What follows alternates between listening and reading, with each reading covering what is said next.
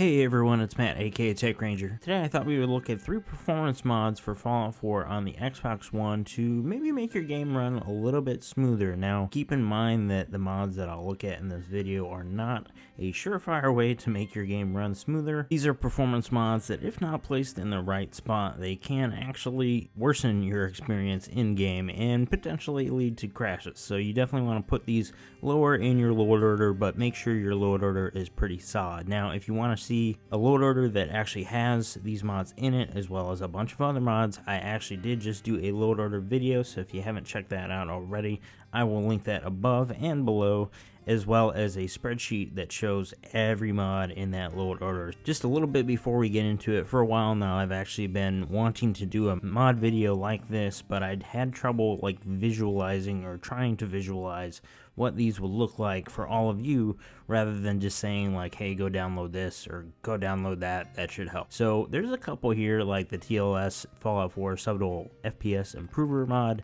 as well as like the FPS Overdrive mod that I can't really show you since there's really no visual difference. This video will be all about 3 of the performance mods that I have that I can actually show the difference of in video, so you can see what this is going to look like before you install. So if you find this video helpful, or you would like to see more Fallout 4 videos like this, then definitely leave a like and subscribe. But without further ado, let's take a look at these performance mods.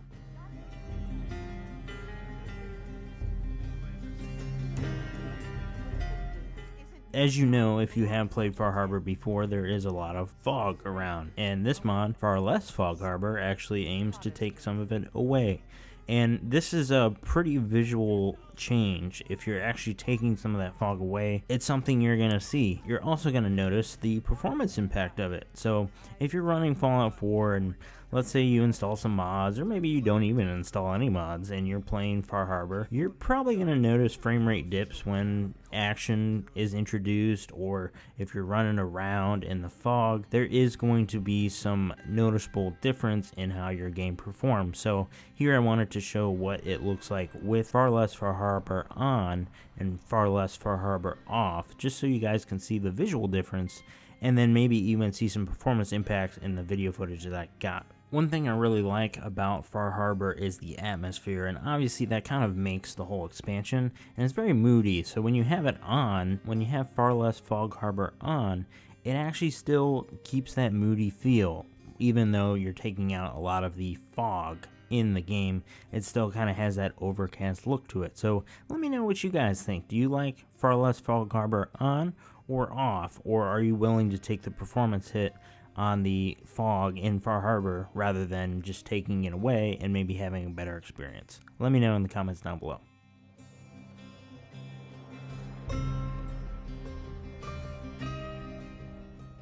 Now, the sun in Fallout 4 is actually a pretty familiar sight, but it is bright and it does have lens flare in it. So Nytra's performance tweaks is where that comes in, so we can actually take away that sun glare and the lens flare that comes with it in a mod, as well as do things like remove some grass to make it medium density. Obviously this is actually in the barren wasteland, so you're not going to see any grass. Overall, it makes a pretty nice impression. The game will look different in parts, so that is something that you'll have to know before downloading this, but hopefully these examples will help show you that.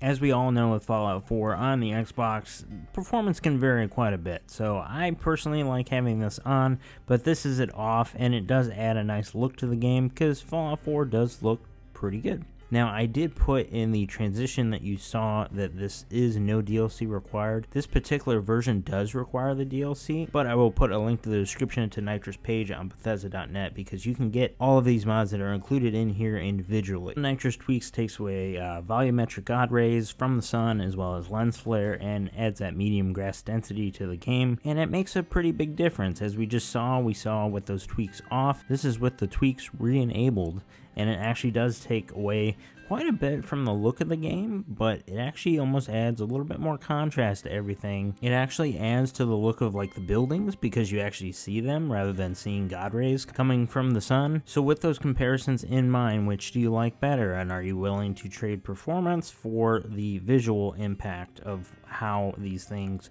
act in game? Let me know in the comments down below if Nytra's tweaks is something you're interested in, or if you have been using.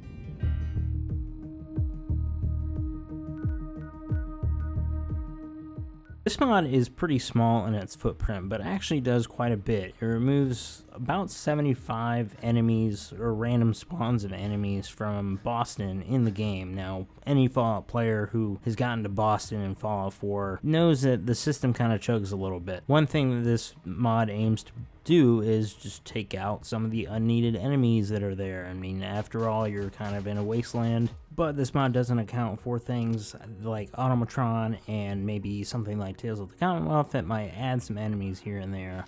At least I believe so, and I haven't seen that in my playthroughs. I found these kind of two examples of running through like what is near Good Neighbor, and I think these are kind of the spots in Boston especially that kind of chug along. So hopefully this actually comes across in video, because to do it real justice I'd have to probably put it on and then reset my load order and start a new game just to kind of run through cold. But I was able to actually remove this, and actually did notice a little bit of a difference when I did after doing a hard reset and then loading it back up.